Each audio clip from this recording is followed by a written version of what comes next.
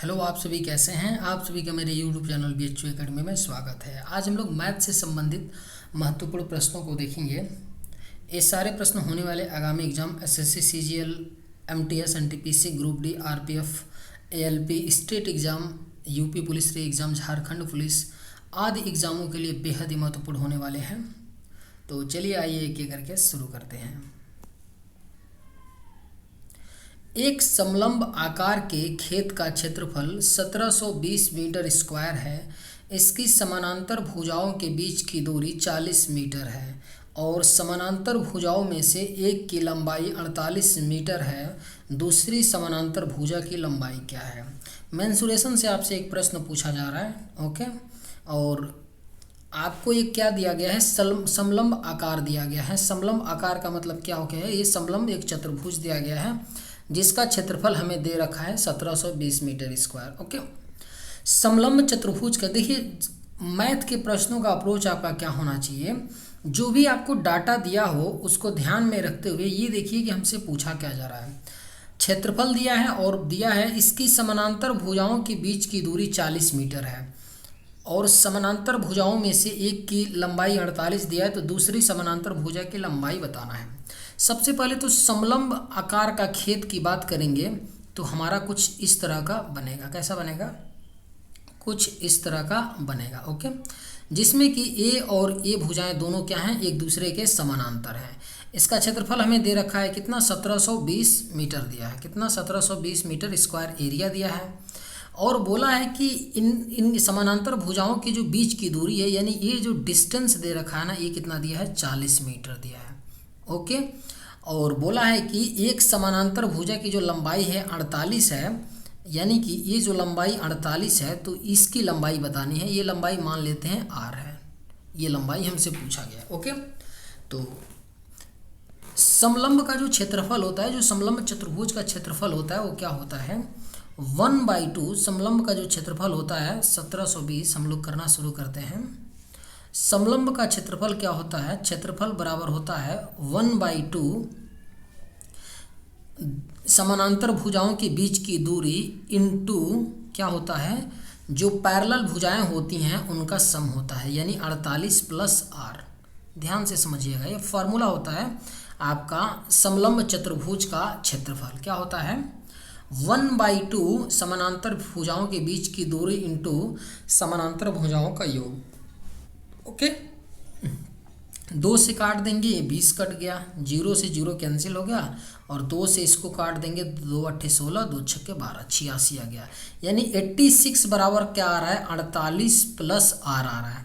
तो r बराबर क्या हो जाएगा, 48 इधर जाएगा माइनस हो जाएगा, तो 86 में से 48 जाएगा तो क्या आ जाएगा, 38।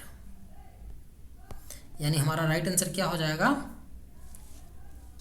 कितना हो जाएगा आपका right answer, option number C 38 will be right answer. उम्मीद करते हैं कि आप लोग समझ पाए होंगे। मैंने इस प्रश्न में कुछ नहीं किया। देखिए, जो मेंसुरेशन यानी कि जो एडवांस मैथ के जितने भी प्रश्न होते हैं ना, उसके लिए सबसे जो बड़ा एक बेस होता है, आपको फार्मूला पता होना चाहिए। कि फार्मूला के साथ साथ डायग्राम के भी बारे में पता होना चाहिए। कि अगर मैं आपसे बोल दूं कि समानांतर चतुर्भुज में बोल दूं या अर्धवृत्त बोल दूं, तो आपको पता होना चाहिए, दिमाग में पूरा फिगर बना होना चाहिए कि एक कैसा बनेगा फिगर। क्योंकि मेंसुरेशन हो गया या फिर ज्योमेट्री हो गया, चाहे एडवांस मैथ हो गया, मेनली ज्योमेट्री और मेंसुरेशन में अगर आप चित्र के बारे में आपकी पकड़ अच्छी है, डायग्राम आप अच्छा बना लेते हैं, समझ पाते हैं, तो फिर आसानी से प्रश्नों को कर जाएंगे, मुश्किल नहीं होता है। चलिए अगले प्रश्न पे चलते हैं। उस घनाभ का कुल पृष्ठीय क्षेत्रफल ज्ञात कीजिए जिसके आयाम 18 मीटर, 6 मीटर और 3 मीटर है। यह भी प्रश्न आपका मेंसुरेशन से दिया गया है, क्षेत्रमिति से प्रश्न दिया गया है। दिया गया है कि जो आपका एक घनाभ क्यूबाइड है उसके साइड्स दिए गए हैं 18 मीटर, 6 मीटर और 3 मीटर। तो हमसे पूछा जा रहा है कि घनाभ का कुल पृष्ठीय क्षेत्रफल। तो सबसे पहले इसको करने का आपको कुछ नहीं, घनाभ का कुल पृष्ठीय क्षेत्रफल क्या होता है आपको पता होना चाहिए। तो जो घनाभ होता है ना, उसका कुल पृष्ठीय, घनाभ का कुल पृष्ठीय क्षेत्रफल क्या होता है, कुल पृष्ठीय क्षेत्रफल जो होता है 2 times LB plus BH plus LH होता है। एक क्या होता है, L लंबाई, B चौड़ाई, H ऊंचाई होता है। यही फॉर्मूला होता है घनाभ के कुल पृष्ठीय क्षेत्रफल का। ठीक है, तो इस फार्मूले में रख देते हैं। आपका ये L है, ये B है और 3 क्या है, H है। इस फार्मूले में सीधे सीधे आप डायरेक्ट हम लोग रखते हैं 2L इंटू बी, 18 और इंटू 6 मल्टीप्लाई भी साथ करेंगे। ठीक है, इतना तेजी होना चाहिए। 18 इंटू 6 करेंगे तो 108 आ जाएगा। ठीक है, प्लस आपका क्या है BH यानी 6 इंटू 3 कितना हो गया, 18 हो गया। उसके बाद क्या है LH है, LH का मतलब 18 इंटू 3 कितना हो गया, 54 हो गया। ओके, इतनी तेजी कैलकुलेशन में होना चाहिए। समझाने के लिए मैं इतनी सारी आप बातें लिख रहा हूँ, इतना एग्जाम में नहीं लिखना है। ठीक है, ऐड कर लेते हैं। तो 8 4 12, 8 20 कर 0 हासिल 2 और 5 2 7 और 7 1 8 और 1 का 1 यानी 180 इंटू 2 का मल्टीप्लाई कर देंगे तो कितना आ जाएगा, 360। यानी हमारा करेक्ट आंसर क्या हो जाएगा, 360 मीटर स्क्वायर होगा घनाभ का कुल पृष्ठीय क्षेत्रफल। किस ऑप्शन में 360 दिया है, ऑप्शन नंबर सी में। तो राइट आंसर क्या होगा, ऑप्शन नंबर सी। उम्मीद करते हैं कि आप लोग समझ पाए होंगे। चलिए अगले प्रश्न पे चलते हैं। विक्रम अपने मासिक वेतन का 13% बचाता है। यदि उसका मासिक व्यय 5220 है तो उसकी मासिक बचत कितनी है। बेहद ही खूबसूरत प्रश्न है और बिल्कुल ही खूबसूरत तरीके से इसको हम लोग सॉल्व करेंगे। कहा जा रहा है कि विक्रम नाम का एक कोई व्यक्ति है जो अपने मासिक वेतन का 13%। एक चीज़ समझिएगा, जो इनकम होता है ना, इनकम बराबर क्या होता है, सेविंग प्लस एक्सपेंडिचर होता है। बेसिक बात है, आपको पता होना चाहिए। सेविंग प्लस एक्सपेंडिचर होता है। ठीक है, इनकम बराबर, अगर मान लीजिए यहाँ पे 13% इसका अगर सेविंग है, 13% सेविंग है समझिएगा, और उसका मासिक जो व्यय कितना है प्लस 5220, तो यही तो इनकम होगा ना। ध्यान से समझिएगा, यही तो इनकम है ना। अगर ये 13% है तो बाकी देखिए जो भी इनकम होगा 100% होगा। तो ये 13% है तो 5220 कितना परसेंट होगा आपका, 87% होगा। ठीक है, तो हमें दिया है 87% का वैल्यू दे रखा है, 87% का वैल्यू दे रखा है 5220। तो हमसे पूछ रहा है, क्या पूछा है, मासिक बचत यानी 13% का मान पूछ रहा है, और यही तो पूछ रहा है ना आपसे। ठीक है, तो देख लेते हैं। 87 से अगर काटते हैं 5222 को तो कितनी बार कटेगा, 60 बार में कट जाएगा। कटेगा कि नहीं, बिल्कुल कटेगा। 6 से मल्टीप्लाई करेंगे तो बिल्कुल कट जाएगा 60 से। और 60 इंटू 13 कर देंगे मल्टीप्लाई, 13 इधर चला जाएगा। अगर मान लीजिए, समझ पा रहे होंगे, यानी 1% की वैल्यू 60 आ गई। 87% की वैल्यू 5220, तो 1% की वैल्यू 60, तो 13% की वैल्यू 13 गुणे 60 कर लेंगे तो कितना आ जाएगा, 780। 780 किस ऑप्शन में दे रखा है, ऑप्शन नंबर बी में। Option number B will be right answer. उम्मीद करते हैं कि आप लोग समझ पाए होंगे। चलिए अगले प्रश्न पे चलते हैं। 6% वार्षिक साधारण ब्याज पर निवेश की गई धनराशि 5 वर्षों में बढ़कर 1,13,880 हो जाती है। यदि समान धनराशि 9% वार्षिक दर से 8 वर्षों के लिए निवेश की जाती है तो साधारण ब्याज कितना है। देखिए क्वेश्चन तो सरल है, लेकिन जो डाटा दे रखा है ना, और डाटा दे रखा है वो हमें थोड़ा सा दिक्कत करेगा, क्योंकि आपको पता होना चाहिए कि कौन सा, देखते ही आपको पता लग जाना चाहिए कि कौन सा प्रश्न आपको दिक्कत देने वाला है, कौन सा दिक्कत नहीं देने वाला है। ये चीज़ें तब आपको आएगी जब आप अधिक से अधिक मॉक देंगे, प्रैक्टिस करेंगे तो आएगा। ठीक है, सिंपल इंटरेस्ट का प्रश्न है। इनके कहानी एक चीज़ समझिएगा, जो भी सिंपल इंटरेस्ट होता है ना, ठीक है, जो सिंपल इंटरेस्ट होता है आपका, उस पर जो प्रिंसिपल होता है ना, केवल उसी पे ब्याज लगता है। यानी ब्याज पे ब्याज आपका साधारण ब्याज में नहीं लगता है।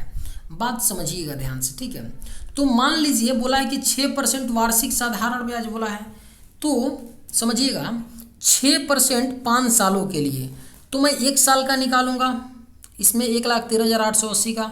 बात समझिएगा ध्यान से। 2 साल का निकालूंगा, 1 साल का निकालूंगा और 2 साल का निकालूंगा। तो 2 साल का निकालूंगा तो उसका हाफ कर दूंगा तो 1 साल का हो जाएगा, बिल्कुल हो जाएगा।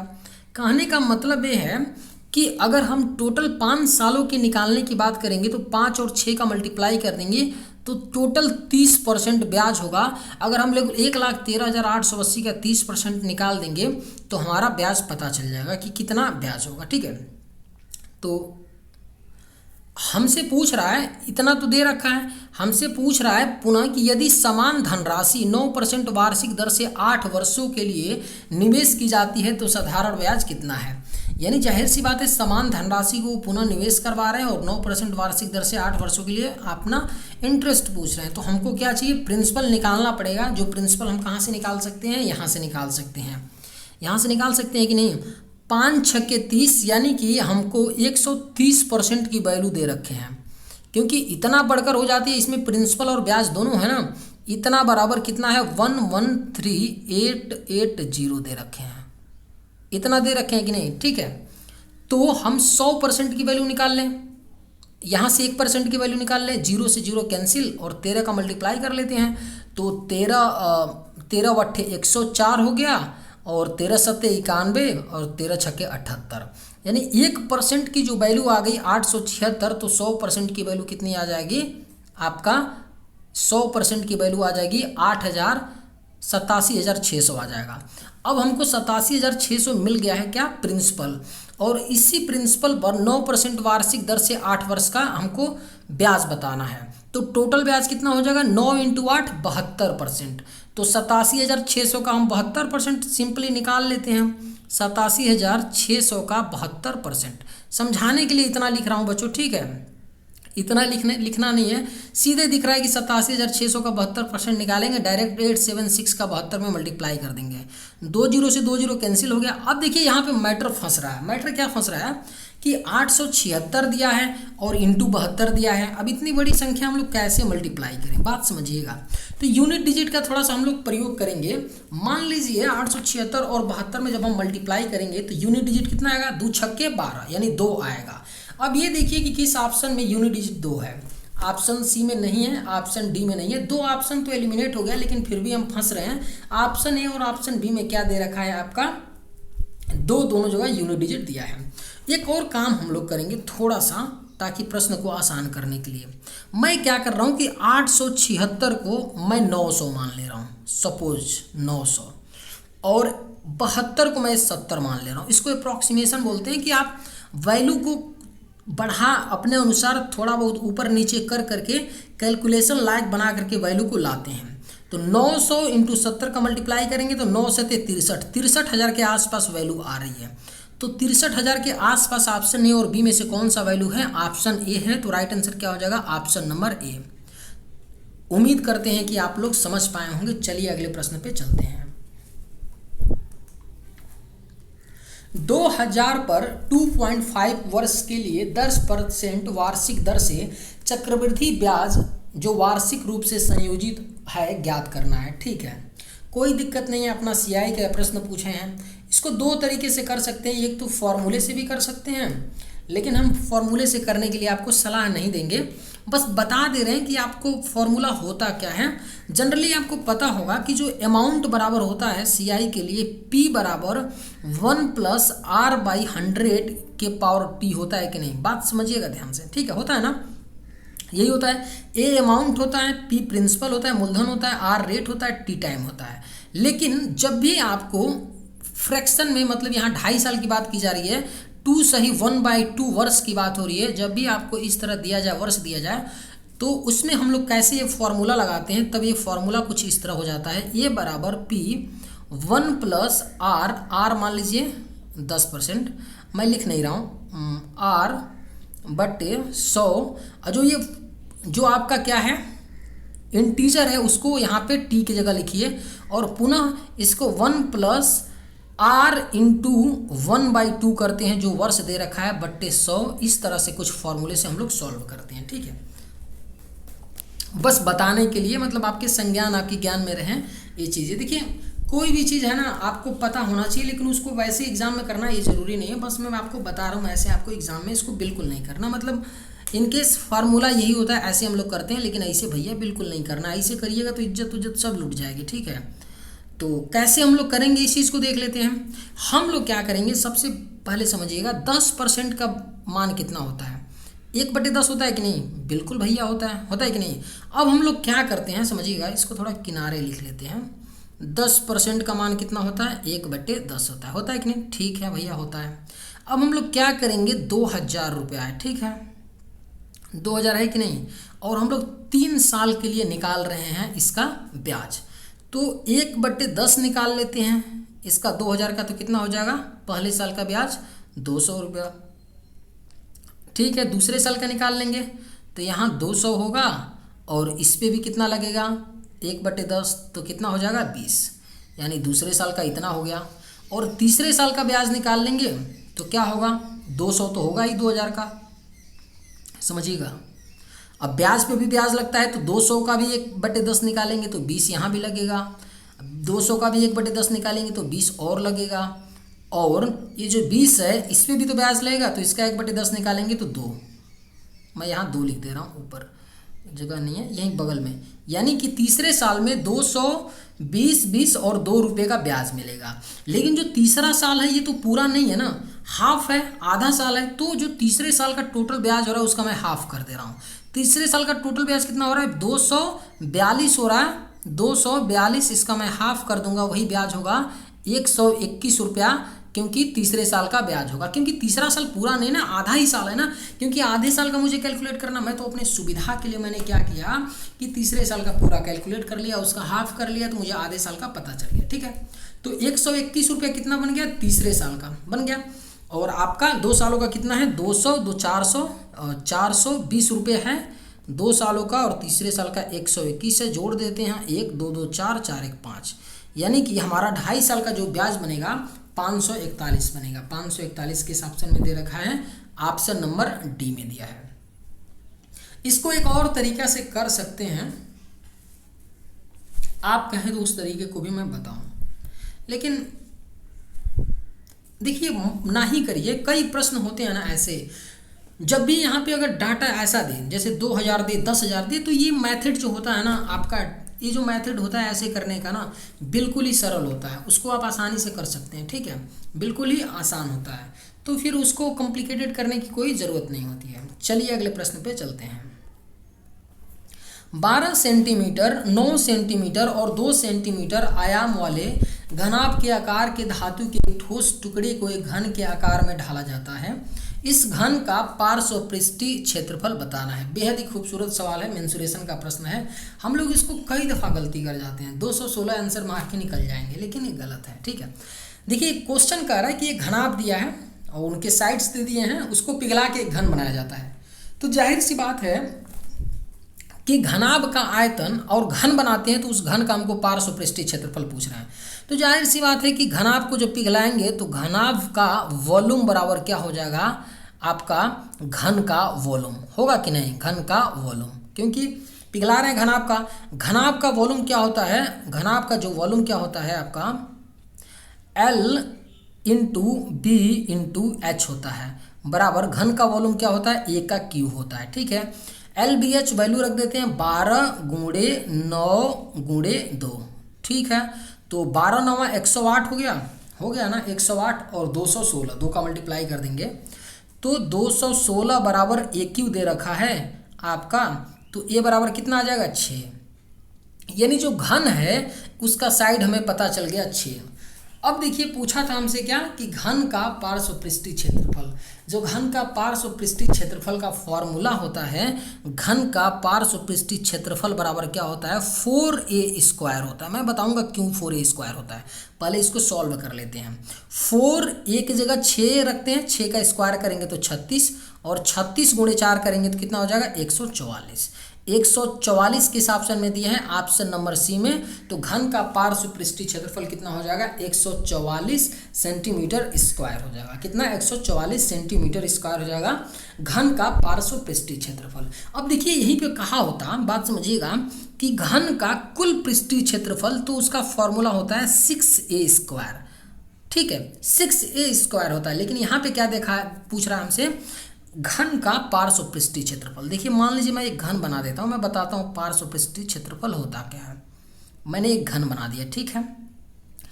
अब इस घन में ना जो पार्श्वपृष्ठीय क्षेत्रफल की बात की जाएगी ना, तो इस साइड और इस पीछे साइड की बात होगी। जो ऊपर और नीचे का जो साइड ही होता है ना, इसको पार्श्वपृष्ठीय क्षेत्रफल में हम काउंट नहीं करते हैं, इसीलिए 4 ही तो इसके फलक मिल रहे हैं ना, 4 ही तो फलक मिल रहे हैं ना, तो 4 फलक मिल रहे हैं, तो 4a² हो जाएगा उसका पार्श्वपृष्ठीय क्षेत्रफल। क्योंकि एक फलक का जो एरिया होता है कितना होगा a², क्योंकि सारे इसमें साइड बराबर होते हैं, तो ये आपका कितना हो जाएगा, सारे साइड बराबर हो गए, तो आपका ये मान लीजिए सारे साइड जब बराबर हो गए हैं तो इनका ये बन जाएगा, क्या बन जाएगा, एक स्क्वायर बन जाएगा, एक फलक। और स्क्वायर का क्षेत्रफल क्या होता है, भुजा का स्क्वायर, तो एक फलक का क्षेत्रफल ए स्क्वायर हो जाएगा। और ऐसे 4 फलक हैं तो 4 का मल्टीप्लाई कर लेंगे तो 4a स्क्वायर। आप लोग सीधा सीधा सरल भाषा में इसको क्या कीजिएगा, याद रखिएगा कि घन का जो पार्श्व पृष्ठीय क्षेत्रफल होता है वो 4a स्क्वायर होता है, और जो घन का कुल पृष्ठीय क्षेत्रफल होता है वो 6a स्क्वायर होता है। चलिए अगले प्रश्न पे चलते हैं। यदि A/B बराबर 7/9 और B/C बराबर 5/6 है तो C और A का क्रमशः अनुपात ज्ञात कीजिए। कुछ नहीं, बिल्कुल ही इजी प्रश्न है। आप इस प्रश्न को ऐसे देखिए, एक तो तरीका ये होता है कि A और B 7/9 है और B और C 5/6 है।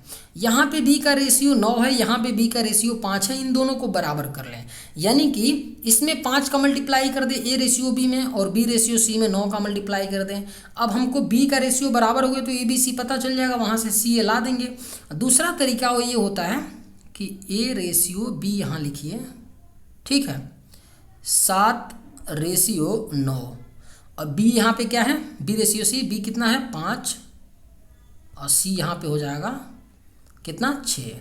अब ये 5 है तो 5 के सामने 5 लिख दीजिए, सॉरी ये 5 के सामने यहाँ 5 लिख दीजिए, और 9 है तो 9 के पीछे 9 लिख दीजिए और मल्टीप्लाई कर दीजिए। 7 × 5 = 35 और 9 × 5 = 45 और 9 × 6 = 54।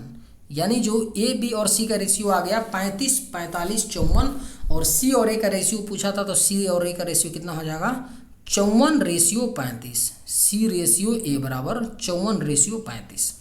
ठीक है, तो किस ऑप्शन में दिया है 54/35? ऑप्शन नंबर ए में। तो हमारा राइट आंसर क्या हो जाएगा, ऑप्शन नंबर ए।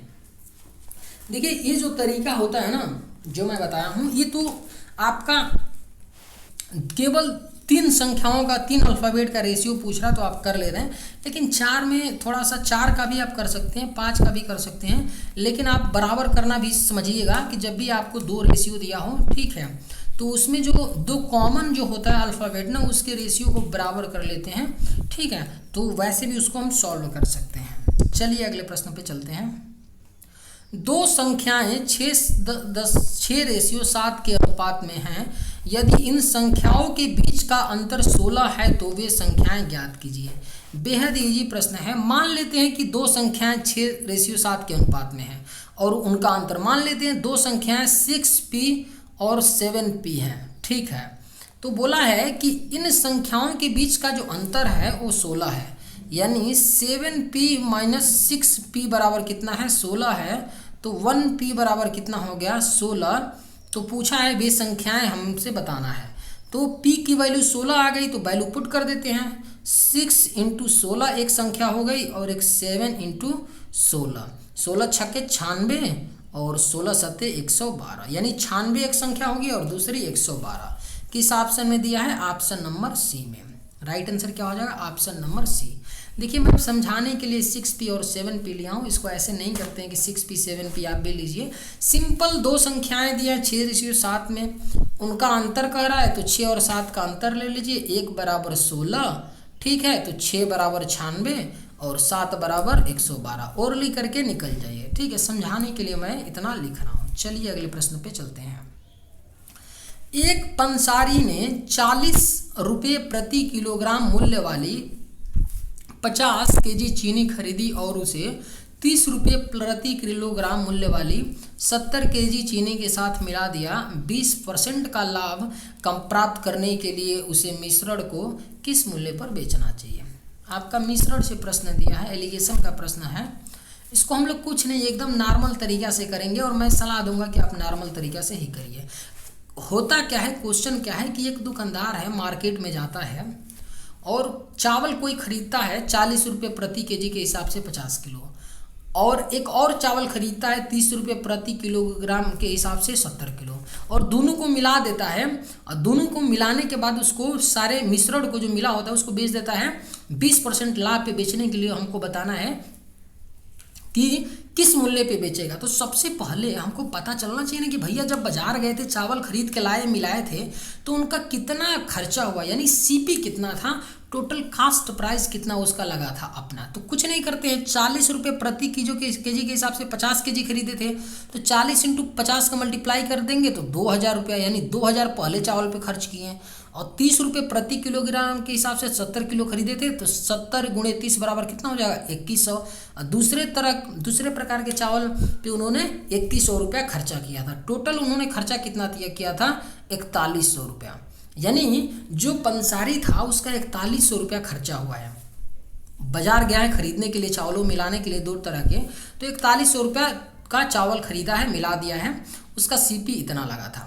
ठीक है, अब इस पे 20% लाभ के लिए 4100 पे अब उसको 20% का लाभ लेना है, तो उसका जो विक्रय मूल्य होगा, यानी कि टोटल जो पैसा उसका कलेक्शन होना चाहिए, कितना होना चाहिए 20% का मतलब कितना हो गया 6/5। मल्टीप्लाई कर लेते हैं 5 से, 5/40 और 5 दूना 10, 820 इंटू 6, तो कितना हो गया 6 सुना 0, 6 दूना 12, 8 छक्के 48, यानी 4920 रुपया। 4100 रुपये के चावल को 4920 रुपये में जब बेचेगा तो भैया को 20% का लाभ होगा। अब देखिए 4920 रुपये उसको चाहिए, और चावल उसके पास कितना है 40 किलो पहला था, 50 किलो माफ़ी चाहते हैं पहला था, दूसरा 70 केजी, तो 50 + 70 कितना हो गया 120 केजी। 120 केजी चावल को कितने रुपए किलो के हिसाब से बेचेगा कि 4920 आएगा, निकाल लेते हैं, 120 से डिवाइड कर देंगे तो कितने रुपए किलो, 120 से डिवाइड कर देंगे तो पता चल जाएगा ना कि कितने रुपए किलो के हिसाब से बेचेगा। 0 से 0 कैंसिल, 12 से काटेंगे, 12 चौक 48, 12 कम 12, यानी कि चावल को 41 रुपये, मिश्रण के चावल को 41 रुपये प्रति केजी के हिसाब से बेचेगा, तो क्या आएगा उसको 20% का लाभ होगा। 41 किस ऑप्शन में दिया है, ऑप्शन नंबर डी में, तो राइट आंसर क्या हो जाएगा ऑप्शन नंबर डी। उम्मीद करते हैं कि आप लोग समझ पाए होंगे। चलिए अगले प्रश्न पे चलते हैं। एक बर्तन में द्रव ए और द्रव बी का अनुपात 4:9 है। यदि बर्तन में 8 लीटर द्रव ए मिलाया जाता है तो नया अनुपात 8:9 हो जाता है। मूल मिश्रण में द्रव ए की मात्रा ज्ञात कीजिए। बेहद ही सिंपल प्रश्न है, कुछ नहीं है, जैसे जैसे ये बोल रहे हैं वैसे वैसे करेंगे, ज़्यादा इधर उधर की बातें हम लोग दिमाग नहीं लगाएंगे। मैं सलाह यही दूंगा। मान लेते हैं कि एक बर्तन जो थे ए और बी में द्रव का अनुपात था, यानी एक्चुअल में द्रव कितना था 4p पहले वाले बर्तन में था ए में, और दूसरे में 9p था। ठीक है, बोले कि यदि बर्तन में 8 लीटर द्रव ए मिलाया जाता है, यानी कि ए कितना मिला दिए 8 लीटर मिला दिए ए वाले में, तो नया अनुपात 8:9 हो जाता है। 8/9, इसी को सॉल्व कर लेते हैं, हमको यहाँ से p की वैल्यू मिल जाएगी और p की वैल्यू मिल जाएगी, तो द्रव में ए की मात्रा भी पता चल जाएगी। अब देखिए इसको सॉल्व कैसे करना है। 9/8 = 72, 9 चौको 36, ठीक है, 9/72, 72 बराबर 72p में से 36p निकलेगा तो 36p, तो p बराबर कितना 2, ऐसे सॉल्व करना है। p बराबर 2 आ गया, तो इनिशियल में p पूछा है, इनिशियल में पूछा है कि मूल मिश्रण में द्रव ए कितना था 4p था,